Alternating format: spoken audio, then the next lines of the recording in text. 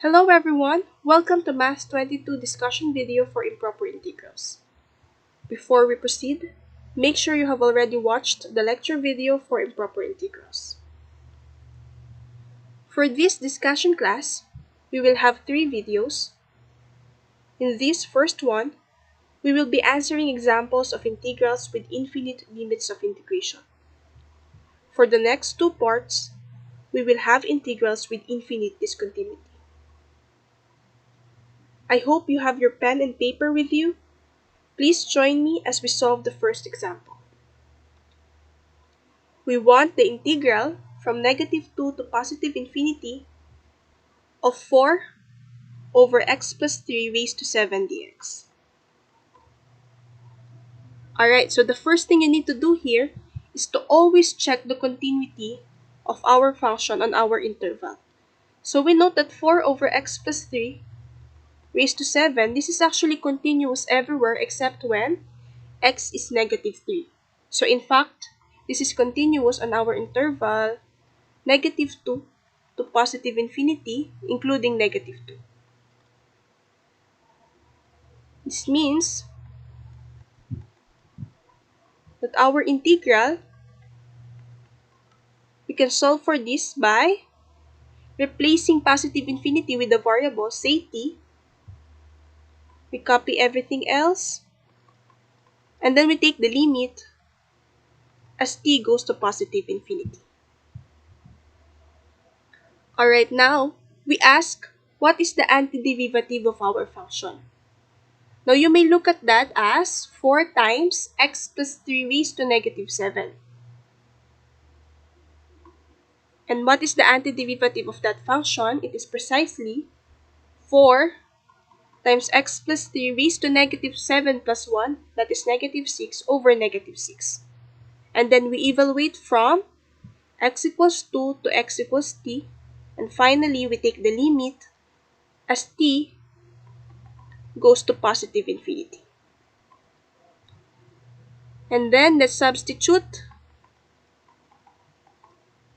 what is our function evaluated at t. We have 4 over negative 6. If you simplify, that is negative 2/3.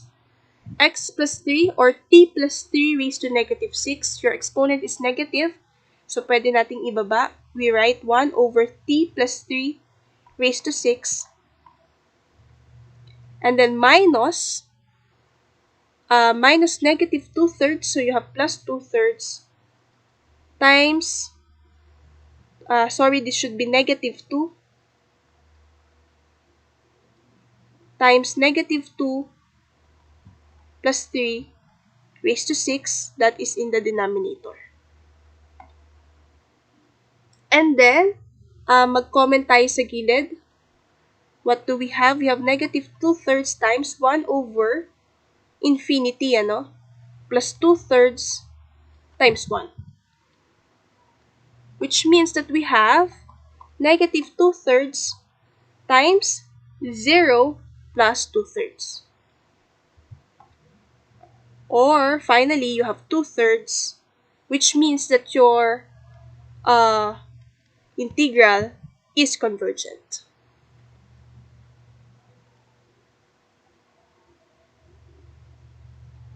That's it for the first example. I hope that is clear.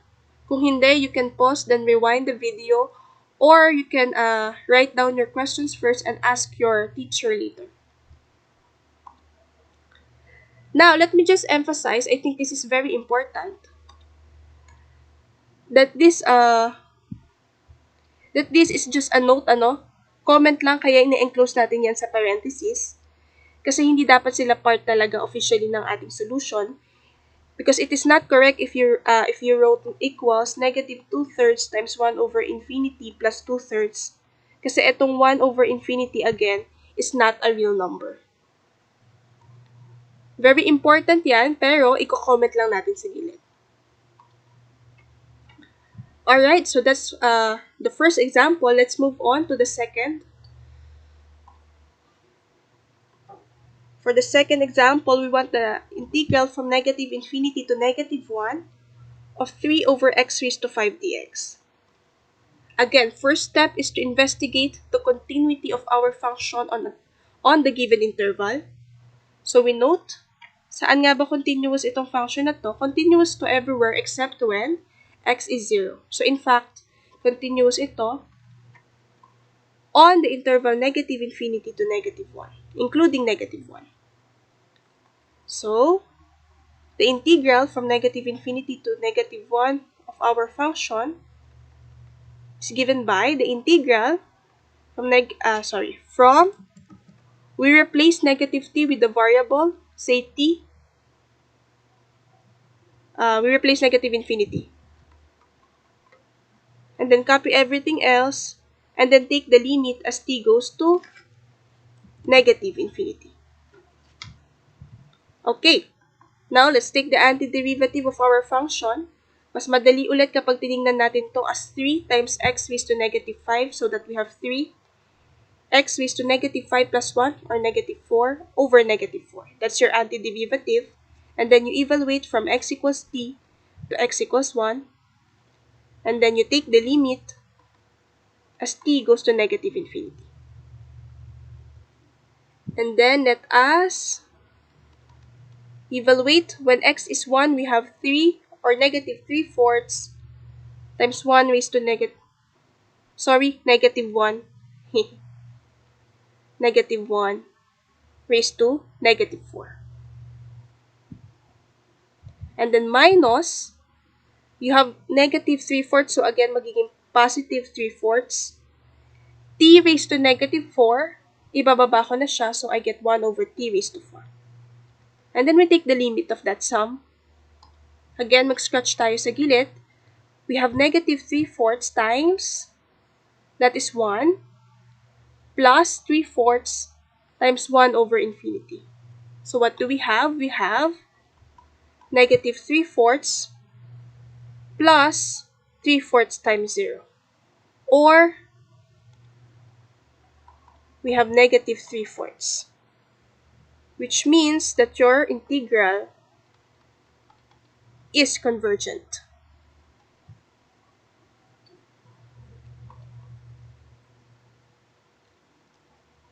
Okay, I hope that's clear. Let's move on to the next item. Next, we want the integral from 0 to positive infinity of x e raised to negative x squared dx. Again, first step is to investigate the continuity of our function.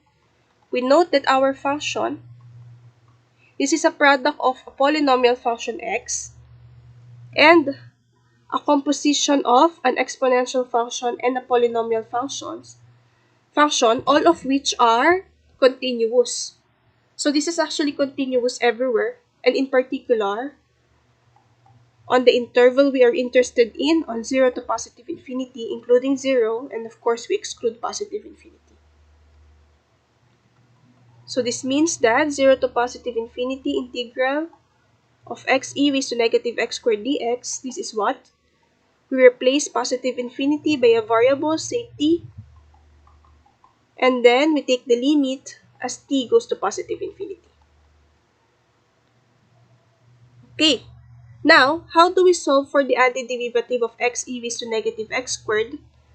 What we do is we use U-substitution, We let u be x squared du be 2x dx.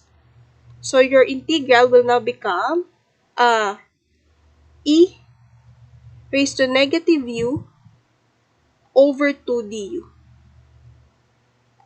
And what is the antiderivative of that function? The antiderivative of that function is e. It's e raised to negative u, which is negative x squared over 2, and then dapat may negative sign. That's the antiderivative of our function.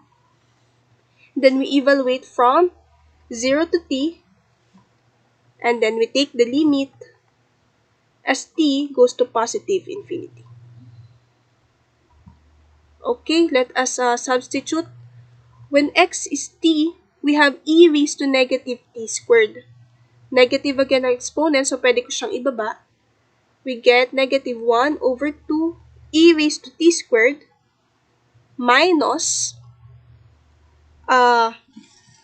minus negative 1/2, so that is plus, over 2e raised to 0. And then again, comment tayo sa gilid. As t goes to negative infinity, saan to papunta? We have negative 1 over infinity plus 1/2. Or we have negative, we have 0 plus 1/2. And then, let's write the final answer. The final answer now is 1/2, which means that your integral, again, is convergent.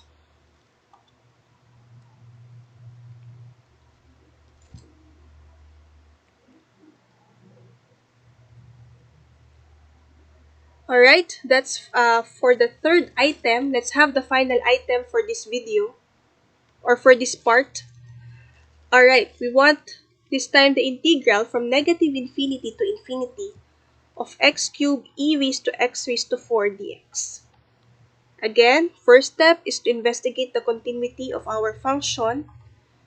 We note that x cubed e raised to x raised to 4, product of two continuous functions, no, everywhere. This is a polynomial function. This is a composition of an exponential and a polynomial function, both of which are continuous everywhere. So this is continuous everywhere, or in interval notation on negative infinity to positive infinity. So how do we solve for this integral? X cubed e raised to x raised to 4 dx. What we do is we split the integrals into two. Yung unang integral from negative infinity to a constant of our choice, plus from the constant of our choice to positive infinity. Ngayon, ano yung pipiliin nating constant? Piliin lang natin yung constant kung saan continuous ang ating function, pero continuous nga ito everywhere, so kahit anong real number pwede, and for simplicity, let's just choose 0. And then, we are left with two improper integrals with infinite limits of integration. So we solve for them separately, at kapag at least one of them is divergent, then we conclude that the original integral is already divergent. Okay? So let's start. Let's solve first for the first integral. We have negative infinity to 0 of x cubed e raised to x raised to 4 dx. How do we do this? We replace negative infinity with the variable, say t, and then we take the limit as t goes to negative infinity. Okay. We take the antiderivative of this function. How do we do that? Again, use U-substitution.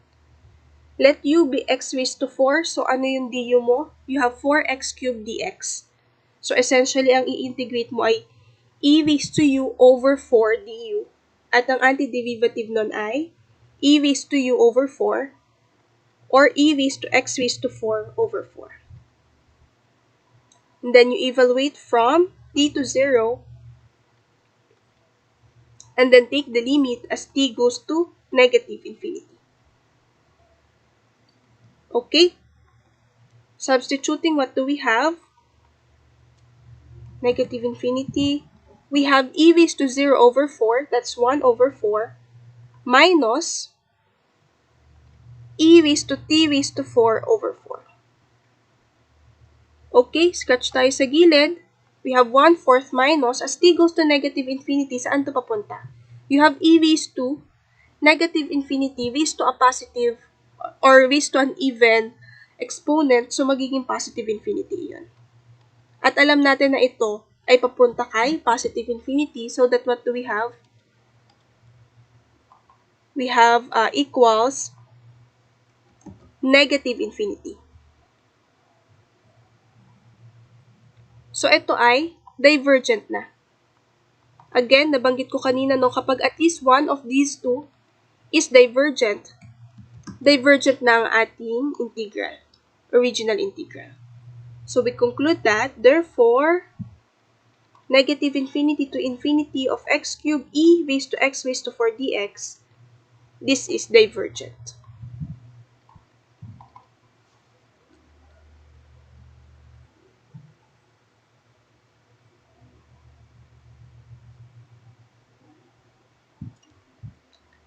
Okay? So that concludes the first part of our discussion. Please take a quick break before watching the next video. See you!